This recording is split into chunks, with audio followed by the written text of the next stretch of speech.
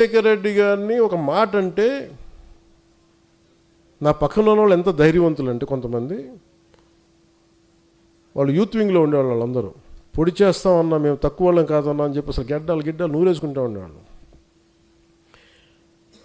ఇందిరా పార్క్లో నేను కాంగ్రెస్ నాయకులు ఒక మాట అన్నాను అనగానే సాయంత్రికి అందరూ పారిపోయారు నా పక్క నుంచి. ఒక్కళ్ళు లేరు, అంత ధైర్యవంతులు ఒక్కొక్కరు. నేను ఒక్కడే కూర్చున్న తర్వాత ఇది హ్యాండిల్ చేసుకున్న తర్వాత కొంతమంది తెలంగాణ యువత వచ్చారనుకుంటుంది, వేరే విషయం. అంటే ఇవన్నీ ఎందుకు చెప్తున్నానంటే నేను ఇవన్నీ తట్టుకొని వచ్చాను. సో నేను పార్టీని నడపటం చాలా చాలా స్పష్టంగా ఉన్నా. One simple line, one straight లైన్తో మేము ఒక సింపుల్ సెంటెన్స్ చెప్తున్నా, either you fall in line or you fall out of line. అంతే. అది ఎప్పుడు నేను కమాండ్ ఇస్తాను, మీరు ఫాలో అవ్వండి అంతే.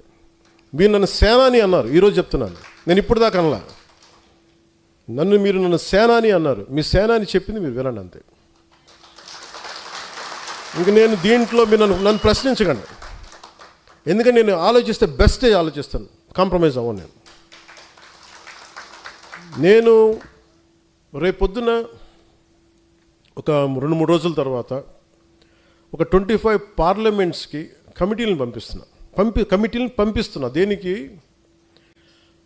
ప్రతి పార్లమెంటు కమిటీలో కొంచెం అవగాహన ఉన్న సీనియారిటీ ఉన్న కొంతమంది నాయకుల్ని నేను చెప్తే నా మాట వినేవాళ్ళు కొంతమంది పంపిస్తున్నాను.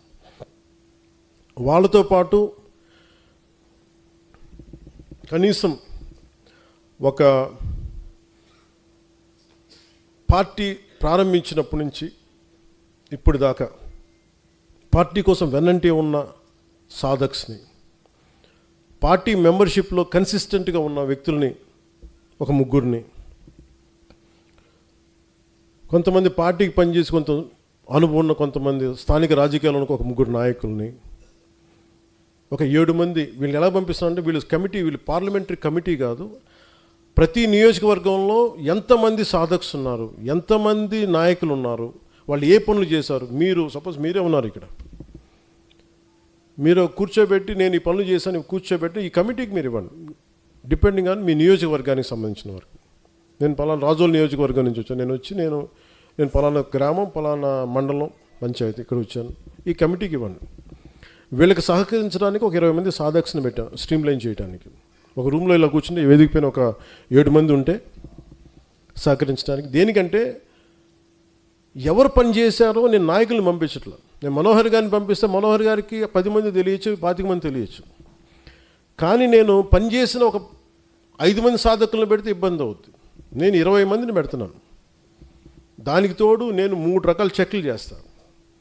అందరి ఆమోదయోగ్యం తీసుకొని ఒక్కొక్క నియోజకవర్గానికి వీళ్ళు ఇన్ఛార్జ్, అక్కడ రిసోర్సెస్ మొబిలైజ్ చేయగలడు, కొంత ఖర్చు పెట్టగలడు అతని కోశాధికారిగా, కొన్ని చేయగలడు అతను, కొన్ని సెక్రటరీ, ఇట్లా కొన్ని స్ట్రక్చర్ చేశాను. నేను ఇది 2007 నుంచి వెయిట్ చేస్తున్నా ఈ స్ట్రక్చర్ని రియలైజ్ చేయడం కోసం. 12-14 సంవత్సరాల తర్వాత I want realize this structure. ఇప్పుడు దాకా అందరూ మీరు చెప్పినట్టు చేశాను, ఈసారి మటుకు నేను చెప్పింది ఫాలో అవ్వండి. నేను ఇదే చెప్పాను, వ్యూహం నేను వేస్తాను, మీరు పాటించండి. ఇంకా నన్ను క్వశ్చన్ చేయొద్దు. నేను ఎప్పుడు క్వశ్చన్ చేయొద్దు కానంటే నేను ఒకసారి మీకు, ఎందుకంటే నేను మీకు వదిలేస్తాను, మీరు ఏకాభిప్రాయం మీ చుట్టుపక్కల 10 మందిని మీరు కన్విన్స్ చేయండి, అది నేను చెప్పేది. నేను పూర్తిగా ప్రజాస్వామ్యబద్ధంగానే వెళ్ళడానికే ప్రయత్నం చేస్తాను కూడా. అసలు నన్ను ఏది స్ట్రక్చర్ చేయనివ్వట్లేదు ఎవరు. నేను మనోహర్ గారిని పెడితే కొంతమందికి నచ్చదు. ఈసారి అలాగే నేను